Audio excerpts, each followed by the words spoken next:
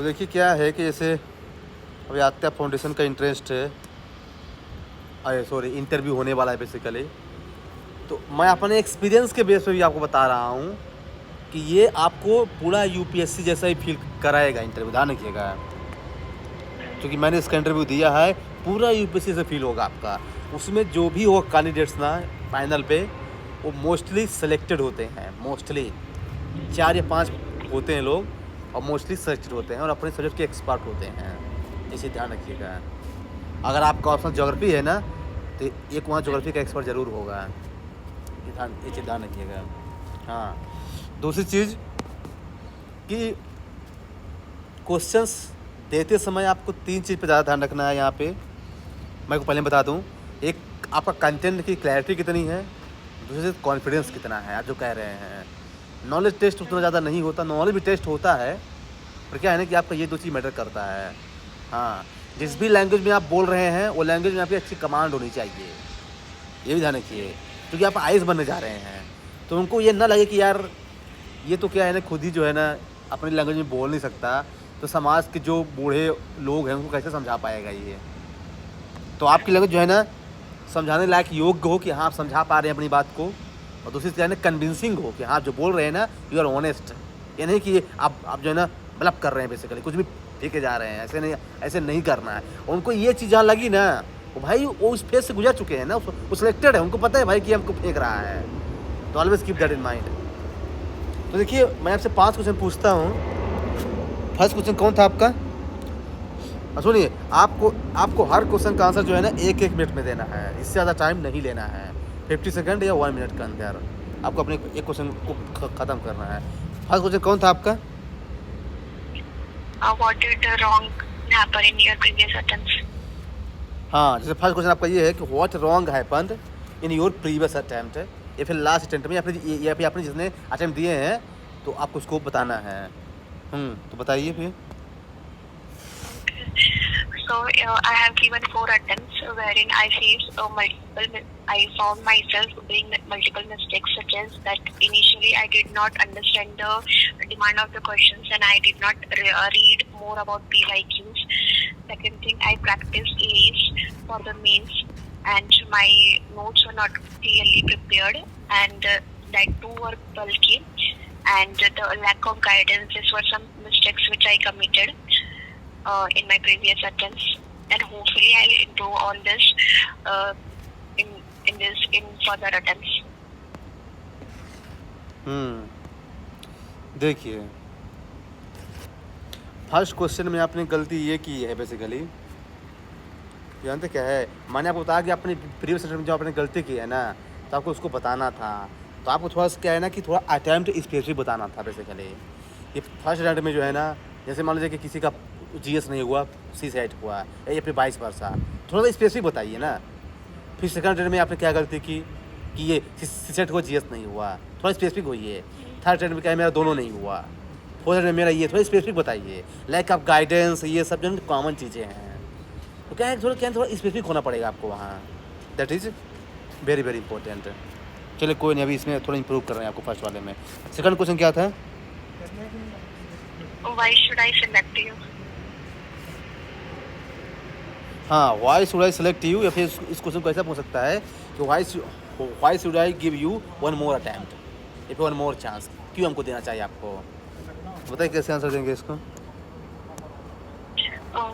Well, I think I am a deserving candidate because I am eager to learn and improve my mistakes. Furthermore, I am a disciplined and consistent enough and sincere enough to improve overall the mistakes which I committed. So therefore, I think I will be a deserving candidate.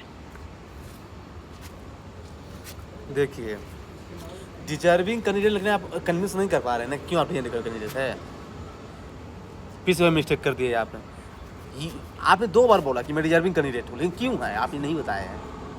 हाँ, आपने केवल एक चीज़ बोला है कि आप जो है ना कंसिस्टेंट हैं, लेकिन ये बहुत जनरल पॉइंट है। आप बताया ना कि सर जो है ना मैंने आपने जो 4 अटैम्प्ट दिए हैं, basically whatever attempt I have given ना, in all these attempt actually I have learn something. Now I have compiled all the mistake, and in this attempt I would like to correct all those mistakes which I've done in the past. And now I'm ready to go basically. ऐसा बताइए. And now I need one more push and I will clear the whole process of UPSC basically. ऐसा बताइए ना कि मैंने अभी 4 साल में जो सीखा है उसको अच्छे से कंपाइल कर लिया है. And now I need one more attempt and I will go through it basically. Convince कीजिए उनको कि now this is my going to be last attempt. ऐसा नहीं कि आप अच्छा मैं फ्यूचर भी दूंगा और अटेम्प्ट देता रहूँगा. ऐसा कभी नहीं उनको फील होना चाहिए कि नहीं ये तो अटेम्प्ट देता रहेगा लगातार. बोले कि this is going to be my last attempt basically. ऐसे उनको कन्विंस करवाना है. थोड़ा सा जो है ना तरीका चेंज कीजिए इसका. थर्ड क्वेश्चन क्या था? Why do you need Adya Foundation? Why do you Need Adya Foundation? हाँ देखिए ये थोड़ा सा क्या है ना कि थोड़ा स्पेसिफिक हो गया क्वेश्चन कि आपको यही फाउंडेशन क्यों चाहिए बेसिकली. आपने फॉर्म ही क्यों भरा है इसका बेसिकली आपको ये बताना है. और है ना ऐसा क्वेश्चन. हाँ तो बताइए आपका क्या रीज़न है? I think Adya Foundation will provide me a platform through which I can be under the guidance of the experienced candidates. And second thing, living in Delhi and preparing for constantly for 4 years is a different financial burden. So to overcome this burden, I will be I will be having the opportunity to study in Adya Foundations with the least financial burden. So that's why I want to join it. See, okay, 2 points which you have mentioned, that is fine. Basically कि because not experienced candidate you should mention कि there I will be meeting with good colleague who are experienced basically. Colleague, you use colleague word basically, and qualified mentors. Because Adya Foundation has qualified mentors. They have multiple times interview appeared basically. So they are all time available. ऐसा नहीं कि 5 दिन बाद मिलेंगे, ऐसा नहीं है. They are all time available actually यार. आप जहाँ रहेंगे ना वहाँ all time mentors available रहते हैं. हाँ. Second thing, financial burden. Okay, you can say financial burden. And third thing, which is most important thing, basically, कि I want to be part of the Adya family actually. So you have to say this word. I want to be the part of Adya family. Because once you are here now, you become part of the family basically. This is the logo of Adya Foundation basically. So that I can, in future, I can support in from my case to the Adya Foundation basically.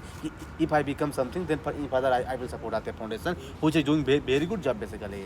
Because totally free of cost basically. This is the only actually institute which is NGO kind of, and which provides totally free of cost. आप देख सकते हैं कि इसका है ना exam का form भी 0 है. आप दूसरे भरिए ना, जामिया मिलिया इस्लाम का भरिए, जामिया मिलिया का भरिए, दूसरे और भी RCA हैं उनका जो है ना एग्ज़ाम फॉर्म में 1000 रुपये लगता है. इसका हर चीज़ फ्री है बेसिकली. तो आपको ऐसी सब जो है ना कोई ऐसा आपको बताना पड़ेगा कि this is which I think is the best है बेसिकली प्लेटफॉर्म. ऐसा आपको कन्विंस करना है बेसिकली. ठीक है. नेक्स्ट क्वेश्चन क्या था? If you failed to clear UPSC in this attempt, what will you do? हाँ ये तो अच्छा क्वेश्चन. ये तो मतलब जो है ना कि आप इस स्टेट में वाले फेल हो जाते हैं तो व्हाट वुड यू डू? बताइए. Tell. Okay. So firstly, I'll make sure that I'll give the best efforts for this attempt. And despite of that, if I fail in this attempt, so I will first analyze my mistakes and will identify the gaps and will try to fill the gaps in my further attempts. And if not, then and along with it, I will also find a meaningful other career options along with my UPSC preparations to have a little financial stability. But at the end, I'll make sure that whatever be the results, I will not give up and will try and improve and will make my life a successful life. देखिए तो अब अगर ये question पूछा जाए तो आपके पास में पहले दो चीज़ होनी चाहिए. ये तो जानते क्या है कि if this is not my last attempt then definitely I will give next attempt also. ऐसा आपको बताना पहली बात है. हाँ बट क्या है कि at the same time I will be looking for some best alternative like teaching and other professions basically. आप सिंपल सा ऐसा आंसर दे सकते हैं. हो गया. देखिए ज़्यादा घुमाना नहीं है उसको. आप समझ लीजिए ना कि if this is not my last attempt then I will definitely give next attempt, but at the same time I will be looking for best alternative like teaching and other professions basically. Next बताइए। Why do you want to become an IAS officer? हाँ, ये तो बहुत general question है, बताइए। As a civil servant, I will be getting the opportunity to work in a diversified field, which is one thing which I enjoy. And second thing is the opportunity and the authority this social service gives to us to work for the society and to bring a positive change through the administrative skills and leadership skill. So that is a thing which I aspire from my childhood days. So that is the motive behind becoming an IAS officer.